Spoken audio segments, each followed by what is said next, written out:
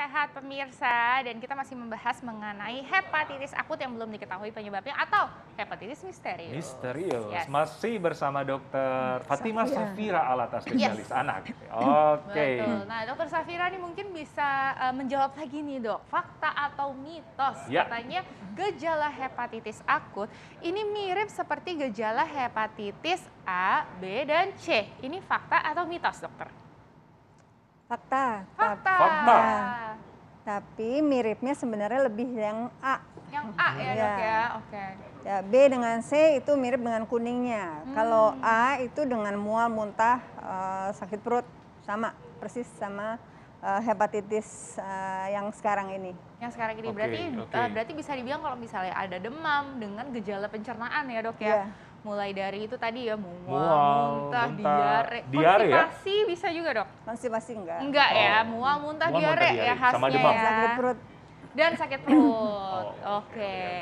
Nah, itu yang perlu diwaspadai ya, Yes. Dokter ya. Jangan sampai bawa ke rumah sakit sudah kuning tadi ya, Sudah Dokter bilangnya. kuning atau buang air besarnya dempul, Ya. nah tuh udah berat sekali. Apalagi ada penurunan kesadaran, anaknya udah mulai lemes-lemes, nggak kesannya tidur terus, nah itu udah bahaya. Ya, bahaya. Nah, terkait tadi dokter, ini kan kita lagi membahas tentang hepatitis misterius. Nah, di praktek dokter, pengalaman dokter, ataupun yang sekarang terjadi kayak sekarang, udah ada nggak gejala yang menyerupai hepatitis misterius ini, dokter? Yang datang ke dokter, ke praktek dokter nih. Kalau dengan infeksi saluran cerna itu ya banyak sekali kasus di saya yang datang ya dengan mual, muntah, mencret karena saya dokter saluran cerna dan hati. Jadi tentunya pasien itu banyak sekali. Dirujuk ke dokter, ya, ya. tapi kalau yang dengan seperti ini menyerupai ini tidak ada kasusnya, jarang sekali ada ke RSCM. Tapi sudah terlalu berat kasusnya waktu datang. Jadi yang baru mulai-mulai, baru awal-awal kasus itu belum ada lagi saat ini. Oke. Walaupun yang menyerupai hepatitis misterius tadi yang dikatakan dokter tadi ya, berarti memang belum ada ya? Ya belum ada lagi kasusnya yang menyerupai itu ya. Tapi kalau yang dengan gejala hepatitis lain karena penyakit lain ada.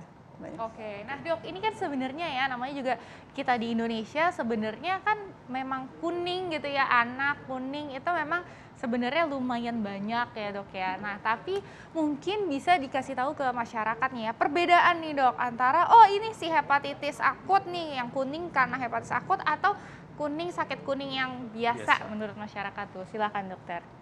Ya, jadi penyakit kuning itu banyak Betul. banget ya. Mulai dari bayi, itu bayi baru lahir itu juga kuning, biasanya tuh normal. Pada bayi baru lahir, berat badannya bagus, 14 hari pertama itu oke. Biasanya hilang sendiri nanti. Tapi ada lagi yang setelah 2 minggu, itu bayi kuning, apalagi dengan buang air besarnya dempul, nah itu kita harus lebih curiga. Itu biasanya namanya kolestasis. Yang disebabkan bisa karena sumbatan atau infeksi atau kelainan genetik. Itu biasanya kita screen sendiri. Nah pada anak besar hepatitis itu bisa karena hepatitis A paling sering. Kalau B dan C itu biasanya diturunkan atau terkena lewat darah. Itu biasanya terjadi nanti 20-30 tahun lagi baru dia akan ada gejalanya. Jadi yang sering biasanya pada anak besar adalah hepatitis A. Nah kalau hepatitis A itu dia akan datang dengan gejala seperti ini. Mual, muntah, sakit perut, lemes badannya, tidak mau makan minum, bisa diare. Kalau sudah terlalu berat, dia kadang-kadang ada perdarahan atau penurunan dari kesadaran itu. Oke. Nah, fakta mitos lagi nih dok, berkaitan dengan tadi. Nah, yang dikatakan dengan masyarakat saat ini, hepatitis akut katanya dapat mewabah menjadi pandemi. Waduh. Itu gimana dokter? Fakta atau mitos dokter? Itu mitos. Mitos. Ya.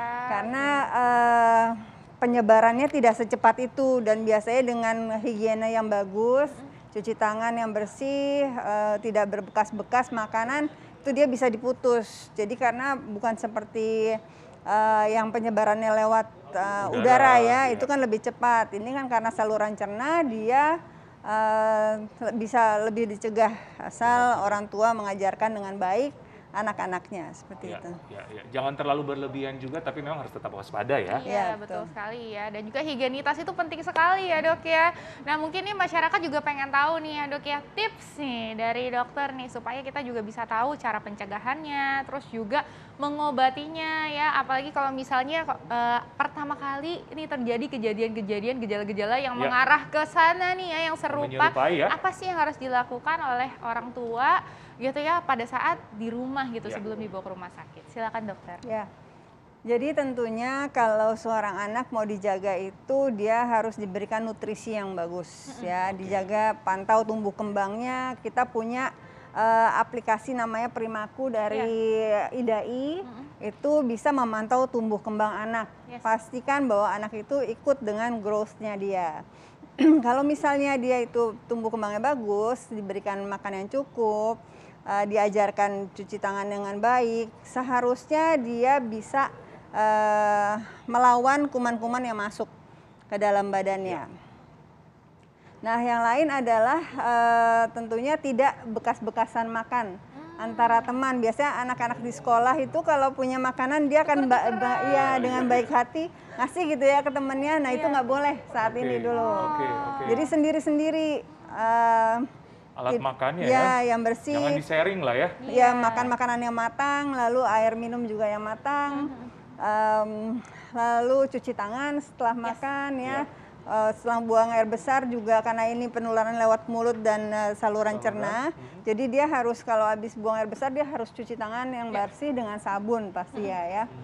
Yang lain juga tentunya anak tetap divaksinasi sesuai dengan vaksinasi yang ada di Indonesia supaya imunitasnya tuh cukup baik. Betul. Seperti itu. Rasanya itu dan ya tentunya sanitasi di lingkungan di sekolahan harus bersih, harus dipastikan bahwa itu tidak menjadi pusat penularan dari penyakitnya. Betul ya, Betul, rumah, betul. sekolah, playground, tempat main, mall, waduh semuanya ya sebenarnya juga harus ikut andil nih dalam pemutusan mata rantai penularan dari hepatitis akut misterius ini ya. Jangan sampai deh pokoknya amit-amit ya Indonesia jangan sampai jadi endemi ya. Oke, jangan sampai ya. Oke deh kalau gitu. Dokter, terima kasih informasinya. Semoga banyak, kita tetap dokter. sehat, anak-anak Betul. di Indonesia juga tetap sehat, terhindar dari hepatitis akut ataupun misterius. Dan juga anak-anak sehat, ibunya happy ya kan, semuanya happy juga, negara juga jadi kuat dong pastinya.